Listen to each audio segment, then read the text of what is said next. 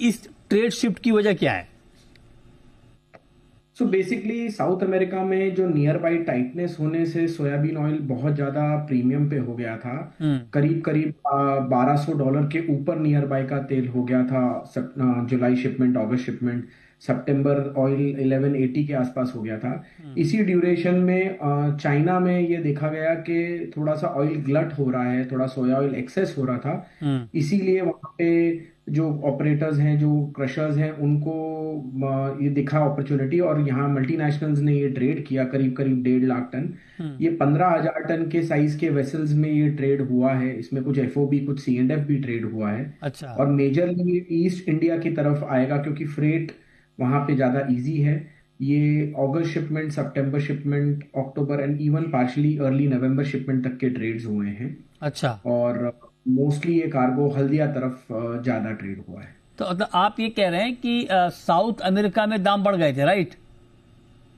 Yes, south America में बहुत ज्यादा दाम बढ़ गए थे क्योंकि नियर बाई टाइटनेस थी वहां पे। हाँ। और आज हम देखते हैं कि इंडिया में भी हम देख रहे हैं डिस्पैरिटी भी बहुत हो गई थी। करीब करीब $40 से $60 की डेली डिस्पैरिटी है सोयाबीन ऑयल में, अच्छा। नियर बाई पोजिशन में 15-20 दिन से। हम्म। तो उस कारण से साउथ अमेरिका का तेल इंडिया को बहुत महंगा पड़ रहा था। अच्छा। और चाइना उसमें $15 से $20 डिस्काउंटेड तेल लाया, और ये पोजीशंस में जब मार्केट का प्राइस मैच हुआ हम्म। तो इंडियंस ने जाके ये फायदे का तेल पिक किया।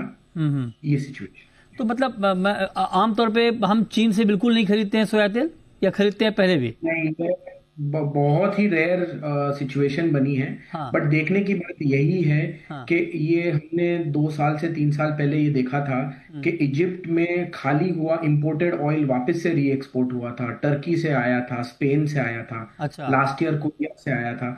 तो जब जब साउथ अमेरिका में एक्सट्रीम टाइटनेस होती है, हाँ। और इंडिया क्योंकि सोयाबीन ऑयल का सबसे बड़ा इंपोर्टर है, हम्म। तो ऐसे कई बार ऐसा एक कॉम्बिनेशन बैठ जाता है फॉर 2-3 महीना कि हम्म। वहां से रिवर्स फ्लो या जो ये ऑड फ्लोज हैं वो हो जाते हैं। वैसे ही इस बार हमने ये चीन से देखा होते हुए। ओके। अच्छा, लेकिन एक बात आप ये बताएं कि जैसे अगर मान लीजिए चीन से हम इंपोर्ट नहीं करते तो साउथ अमेरिका से करते हैं, राइट? राइट। तो अब जब ये खबर लगी होगी साउथ अमेरिका के मार्केट को कि इंडियन बायर जो है चीन की तरफ देख रहे हैं, वहां से खरीदने वाले हैं, तो इसका इम्पैक्ट नहीं आया वहां, प्राइस पे दाम गिरे नहीं वहां? सो बेसिकली क्या है, ये मूविंग मार्केट है, उसका इम्पैक्ट नेट नेट आएगा ही आएगा। क्योंकि आज इंडियन बायर्स अगर स्पेशली सितंबर अक्टूबर का भी ऑयल ले गए हैं तो उतना साउथ अमेरिका का डिमांड थोड़ा सा कट हुआ है, और इसका इम्पैक्ट आएगा। बट अभी क्या है कि ये मूविंग मार्केट है। कल रात को शिकागो में बड़ा मूवमेंट था अपवर्ड्स, तो आज ये सब न्यूज़ को डाइजेस्ट करते थोड़ा सा मार्केट को टाइम लगेगा। और उस कारण से अभी एकदम से नीजर रिएक्शन नहीं दिखा। प्लस दूसरी बात ये कि 1,20,000 या 1,50,000 टन तेल ओवर अ पीरियड ऑफ 3-4 महीने hmm. Is about 20 to 30,000 tonne per month. Okay. जबकि हम सोयाबीन ऑयल 3.5 लाख टन से 4.5 लाख टन के आसपास अभी इस पीरियड में मंगा रहे हैं मंथली। हम्म। तो वो एक अबाउट 10 to 12% ही या 10 to 15% ही डिमांड है मंथली हमारी। अच्छा, अब जरा एक बात मैं जानना चाहता हूँ सर कि 1.5 लाख टन का करीब करीब इम्पोर्ट हुआ है। आपने कहा कि ईस्ट इंडिया में ज़्यादा इसकी सप्लाई होगी। तो मतलब चीन से जो इंपोर्ट हमने किया है, क्या आपको लगता है कि अब एक हमारे लिए एक नया सोर्स तैयार हो गया है, नया अल्टरनेट तैयार हो गया है, आगे भी ये एक्सप्लोर होगा? सी 100%, जैसे मैंने कहा कि इंडिया सोयाबीन ऑयल का बहुत बड़ा बायर बन चुका है, हम्म। और रादर बिगेस्ट बायर है। और ये एक एक बार जब फ्लो खुलता है हम्म। तो हमेशा उन कंट्रीज का भी एक एक्सपीरियंस होता है। इंडिया को भी मालूम पड़ता है कि वहाँ लॉजिस्टिक्सली कैसे पॉसिबल है। हम्म। तो ये कहीं ना कहीं आगे जाके इंडिया को एक बेटर अपॉर्चुनिटी देता है कि कभी भी वहाँ एक्सेस हुआ तो दे ऑल्सो नो कि वो लोग एक्सपोर्ट कर सकते हैं और इंडिया भी इंपोर्ट कर सकता है। सिर्फ यही है कि ये रेगुलर इंपोर्टर्स नहीं रहेंगे, क्योंकि चीन भी बड़े भाग में सोयाबीन का बिगेस्ट इंपोर्टर है, और सोया ऑयल वहीं के वहीं लोकली कंज्यूम हो जाता है। इंडिया जैसे जनरली आता नहीं। बट एक ये जरूर है कि नया रास्ता खुल गया हमारे लिए। ओके, तो आप कह रहे हैं कि नया रास्ता खुल गया हमारे लिए। लेकिन अब एक एक बात मैं आपसे ये पूछना चाह रहा हूँ कि बहुत इंपॉर्टेंट बात आपने बताई है कि एक नया रास्ता चीन के जरिए खुल गया है। सर, हमारे यहाँ भी सोयाबीन का इतना प्रोडक्शन है, कुछ लोग ये शिकायत करते हैं कि यहाँ क्रशिंग नहीं यार एक रील देखा मैंने, स्टॉक्स गिर चुके, सोच रहा हूँ खरीद लूं। एक काम कर, ये शर्ट ले। जो ऑयल है उससे 100%। देखिए, यहाँ लोकल क्रशिंग है ना, वो ऑयल नहीं डीओसी के हिसाब से होता है। सोयाबीन की एक खूबी है कि डीओसी के डिमांड के हिसाब से सीड क्रश होता है। हम्म आज सरकार के पास माल है सोयाबीन, स्टॉकिस्ट एंड प्लांटों के पास माल है, हम्म और आज में सोयाबीन ऑयल की डिमांड भी बहुत अच्छी है। हम्म फिर भी वो पोटेंशियल तेल जो सीड में है वो ऑयल में कन्वर्ट इसलिए नहीं हो पाता है क्योंकि उतनी मील की इंडिया में डिमांड नहीं है या हम्म एक्सपोर्ट की डिमांड नहीं है। हम्म इस कारण से आज इंडिया में अच्छे प्राइजेस होने के बावजूद भी, क्योंकि हम्म क्रश मार्जिन इंडस्ट्री को नहीं है या डिस्पोजल ऑफ मील नहीं है, उतना तेल हम हमारे यहाँ का डोमेस्टिकली प्रोड्यूस सीड से नहीं निकाल पा रहे, और इवेंचुअली हमको इंपोर्ट लाना पड़ रहा है। तो ये सिचुएशन जरूर है, क्योंकि हाँ। सोयाबीन जो है वो डीओसी के कारण स्टकअप हो जाता है और डीओसी के कारण क्रश होता है।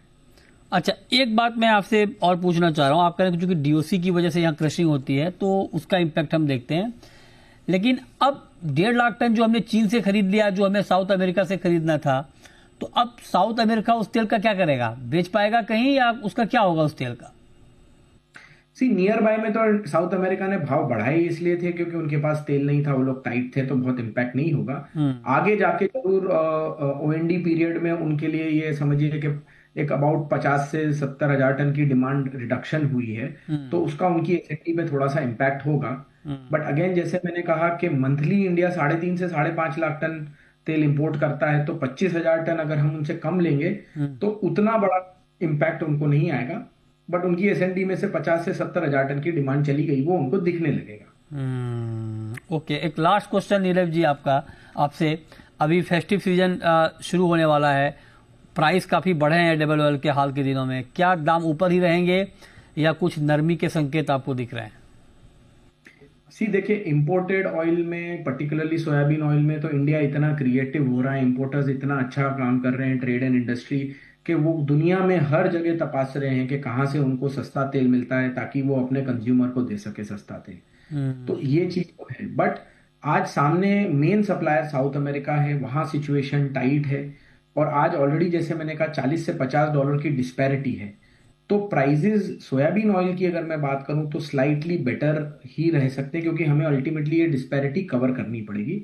यस, ये जरूर हो सकता है कि थोड़ा सा वो लोग भी ऊपर के प्राइस से नीचे आए और हमको एक मिडवे मिले, बट सोयाबीन ऑयल में नेट नेट डिस्पैरिटी को देखते हुए और फेस्टिवल सीजन और हमारे क्रश के ऑयल को आने में अभी भी नवंबर महीना हो जाएगा प्रॉपर सप्लाई में आने में, सोया oil, cotton oil, rice bran oil को, तो थोड़ा सा प्राइस सपोर्टिव ही रह सकता है सोयाबीन ऑयल में।